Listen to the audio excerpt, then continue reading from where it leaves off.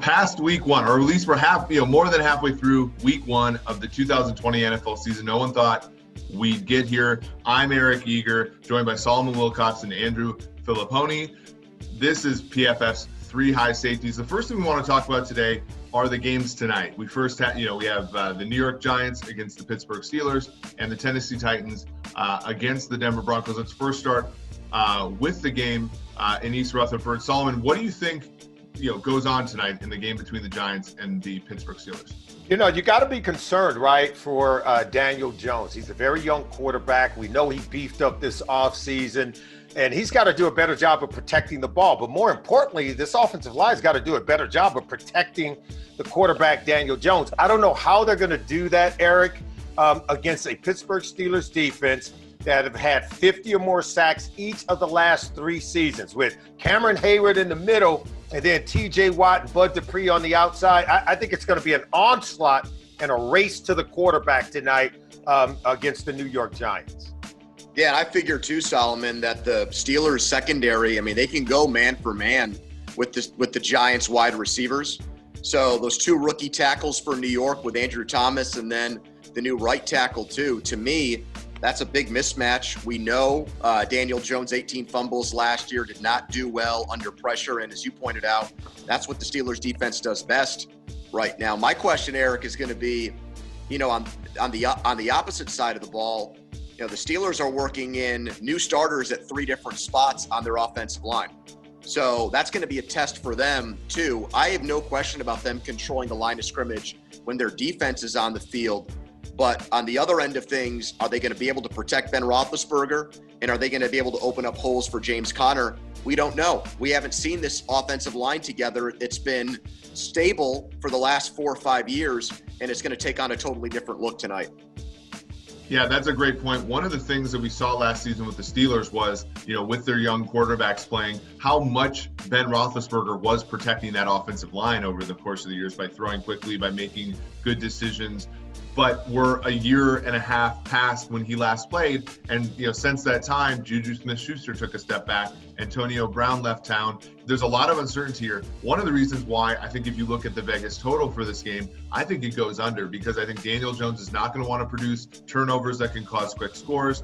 And, the Giants have a really good receiving core, but right now Pittsburgh, I think, is healthy, and they bring everybody back in the secondary, and they're as good as anybody there. Solomon, what do you think for that late game, that game that we're going to need a cup of coffee to stay up and watch? Tennessee at Denver. Denver, a tough place to play in September. What do you think happens in this one? Yeah, but normally it's a tough place to play because the crowd noise combined with the altitude really wears on the opponent. I think that the Titans are just too strong on their both offense and defensive line in a game like this, particularly without Von Miller, right? So I believe the offensive line will be able to get Derrick Henry going. I think they'll protect well enough for Ryan Tannehill. And we don't know that Bradley Chubb is fully recovered from last year's injuries. And then the Denver Broncos have such youth on the offensive side of the ball. And without a full offseason and the preseason games to gain that chemistry that's needed to play at a high level, I'm not so sure what Drew Lock and these young receivers are going to be able to do against a veteran group of defensive players for the Tennessee Titans. I think the Titans should win it. But, week one, we don't know what we're going to get. Yeah, it's a prove-it game for me for Tannehill, because I know Pro Football Focus loved him last year. Really, whether you use traditional stats or you go and dive deeper, you're going to see that he, partly saved Tennessee's season. Remember last year, this game in Denver for the Titans was the game that lost the quarterback job for Mariota. They got shut out. Henry never got going. I think he had 40-something rushing yards in this game. So I just wonder about Tannehill. Last year he caught fire. For his career, he's a 500 quarterback, right on the nose. He was 1-5 on the road 2 years ago in Miami.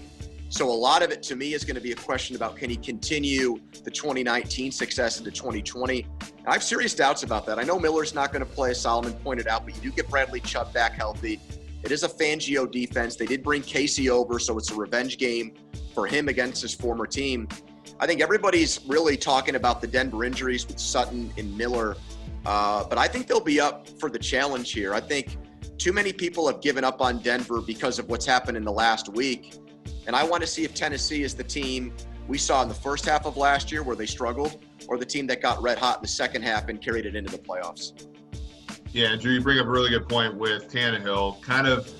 I think he was ascending, prior to the 2 ACLs that he had, but he was also kind of still ascending to a sort of middle of the pack quarterback. And last season we saw, a huge extrapolation from that. And he ended up being the leading passer in the league, no matter sort of how you slice it. It'll be interesting to see tonight. When I look at this game, the line has moved from, Tennessee being 2.5-point underdogs all the way to 3-point favorites.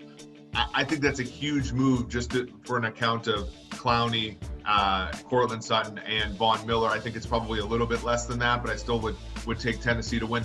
Solomon, we got to finally see Tom Brady in a Tampa Bay uniform. He had some good plays. He had a throw to Godwin on the first drive. He had a rushing touchdown. They ended up scoring, over 20 points. But you saw some bad there. Solomon, is Tom Brady washed?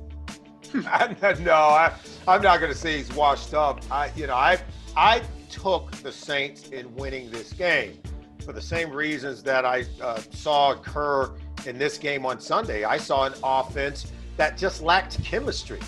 In order to have the precision and the precise nature in the passing game in terms of the timing and chemistry needed, you need a lot of time together. You saw that they just don't have that chemistry between a receiver like Mike Evans and Tom Brady. There was miscommunication, overthrow, interception. Another miscommunication where Tom threw the ball behind the intended receiver. It's a pick six, came right back at him for a touchdown. I expected this throughout the entire month of September for this Tampa Bay Buccaneers offense because they need time together in order to get the chemistry going. Also, what really surprised me is they couldn't protect him very well. The Saints, they were able to hit, hurry, and harass Tom Brady. Their pressure rate got home 30% of the time. And so when Tom Brady is getting banged up now, if he keeps getting hit like this, he will be washed up. Yeah, I would be curious. I didn't go back and look this up. I don't know what Montana looked like his first month in Kansas City when he came back for them off the elbow injury in the early 90s. Solomon, you might know better than me.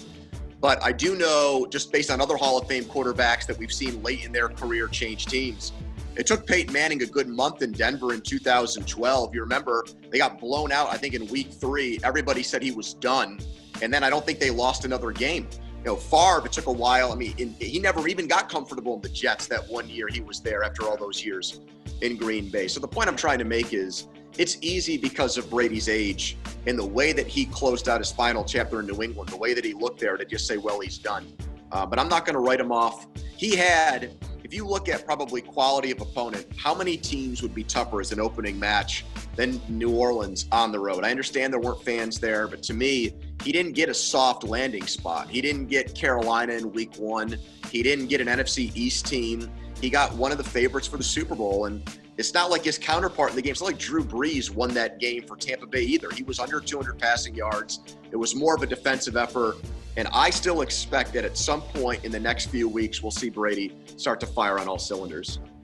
Yeah, and to your point, Brett Favre in his first 2 games in Minnesota barely I don't think he cracked 150 yards in either of those games. Struggled against San Francisco before the touchdown to Greg Lewis, and then had his best season with the Vikings. Montana threw 3 touchdowns in his first game as a Chief, but got injured and wasn't even able to start the following game. So you're right.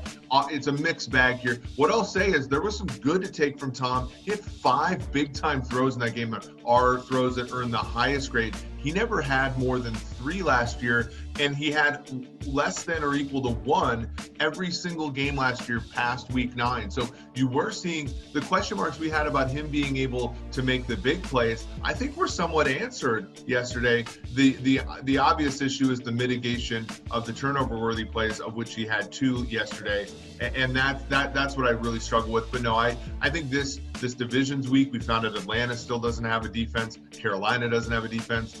I think they'll be fine. Yesterday was a bump in the road, but they'll be okay moving forward. I think the Bucs will make the playoffs for the first time since 2007. You want to get rid of me and get back to more great PFF YouTube content?